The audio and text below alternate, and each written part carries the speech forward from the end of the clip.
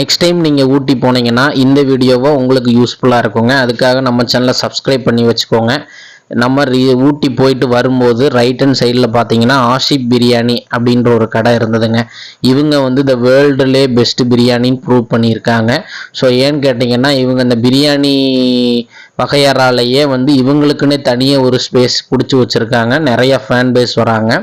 So இவங்கக்கிட்ட எப்போ போனீங்கனாலுமே பிரியாணி கிடைக்கும். நம்ம மேட்டுப்பாளையத்தில் இருக்க இந்த பிரான்ச்சில் தான் ட்ரை பண்ணியிருந்தோம். ஊட்டி போயிட்டு வரும்போது எங்கே ட்ரை பண்ணியிருந்தோம். நாங்கள் போனதே ஒரு 3 மணிக்கு போனோம். எல்லாமே சூடாக இருந்தது. நல்லா சுட சுட கொடுத்துருந்தாங்க பிரியாணி. அந்த பிரியாணி வந்து பார்த்தீங்கன்னா 230 ரூபாங்க. அது கூட டிராகன் சிக்கன் அப்புறம் சப்பாத்தி நிறைய ஆர்டர் பண்ணியிருந்தோம். நமக்கு பிடிச்சது இதுதாங்க.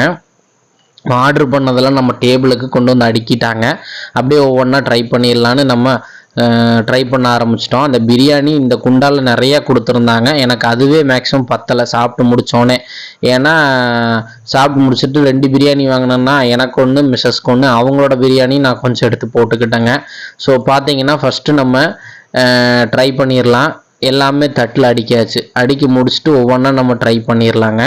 டேஸ்ட் உண்மையாலுமே நான் அந்த கை நக்கும் போதே டேஸ்ட்டு சூப்பராக இருந்தது. நல்ல லெக் பீஸ் கொடுத்துருந்தாங்க, முட்டை கொடுத்துருந்தாங்க, தக்காளி ரைத்தா அதெல்லாம் கொடுத்துருந்தாங்க.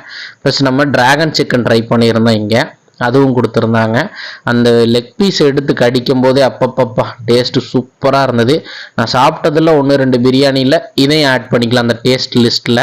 ஸோ இவங்க டிராகன் சிக்கன் ஐட்டம் சூப்பராக இருந்தது. டிராகன்லாம் நல்லா முந்திரி, ஏகப்பட்ட முந்திரி போட்டு வறுத்து கொடுத்துருந்தாங்க. அந்த முட்டையும் அந்த லெக் பீஸும் சூப்பராக இருந்ததுங்க. அல்டிமேட்டுங்க.